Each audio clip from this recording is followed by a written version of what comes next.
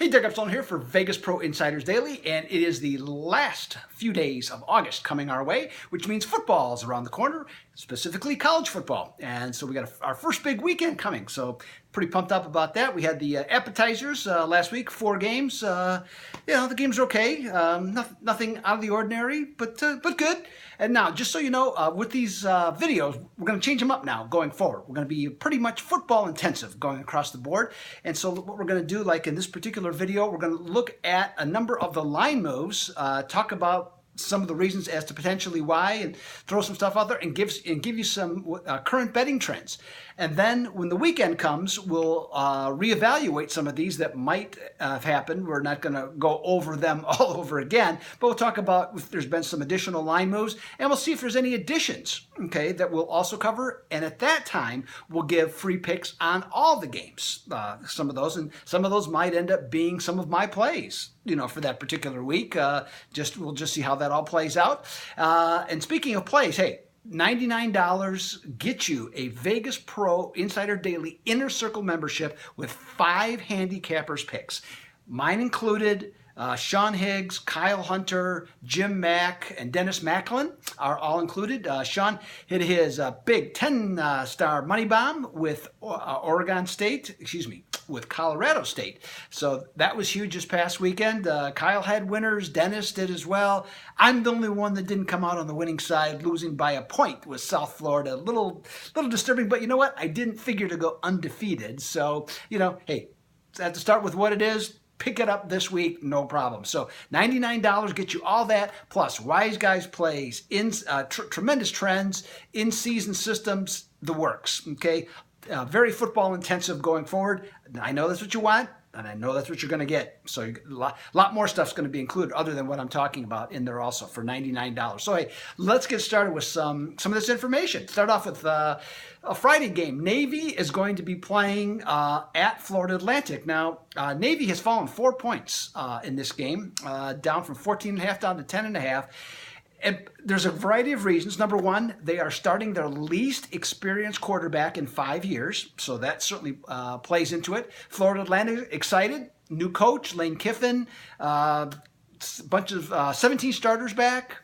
Kiffin's going to probably improve the offense, maybe not initially, but, there's plenty to be excited about. Let's put it that way. If you're a Florida Atlantic fan or the Owls, and bettors are, pretty much excited too. Obviously, if that's the case, dropping the line 4 points.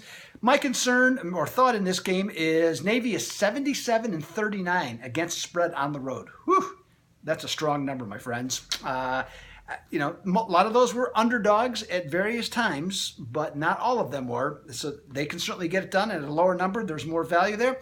Public split on this one, though, 50-50 on this game. Next up, Friday night also. Boston College against Northern Illinois. It's going to be on the CBS Sports Network. Boston College continues to have offensive woes.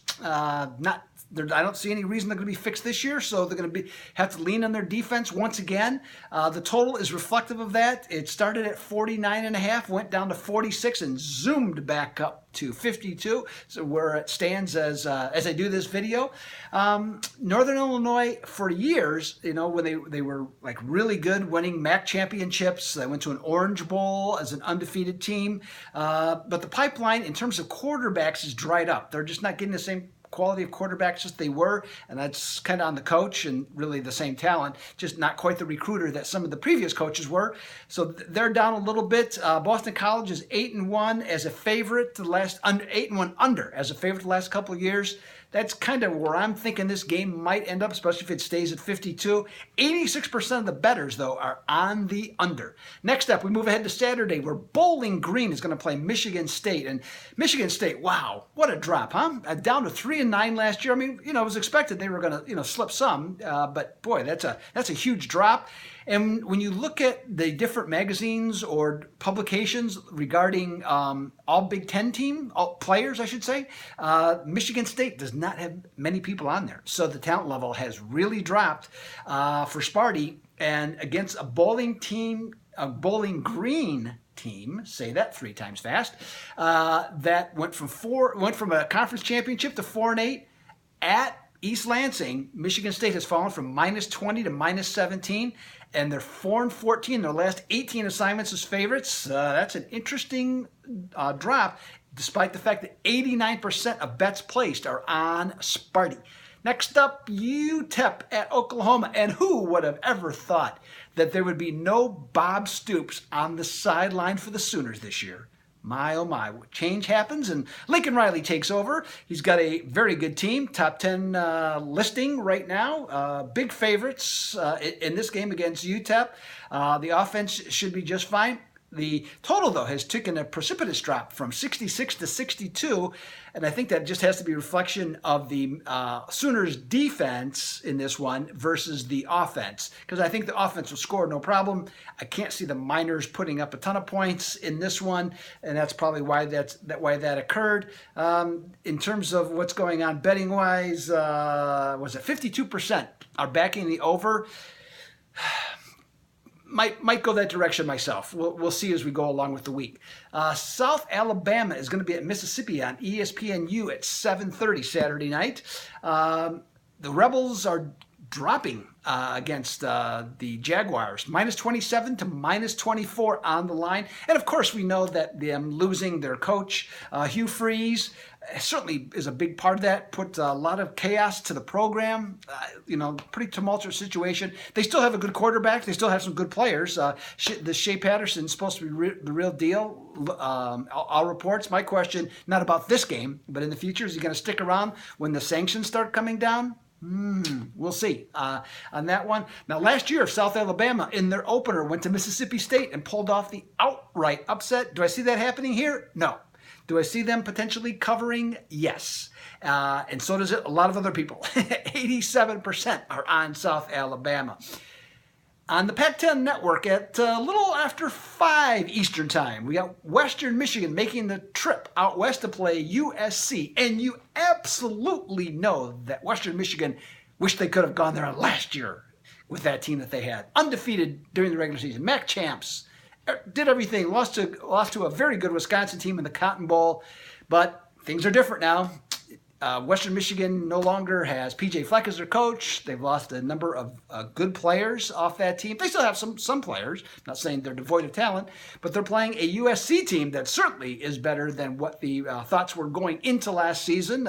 Top 4 team among the favorites to potentially win the national championship. So they appear to be loaded, and the line has reflected that as the Trojans have jumped from 23.5 all the way to 27-point favorites.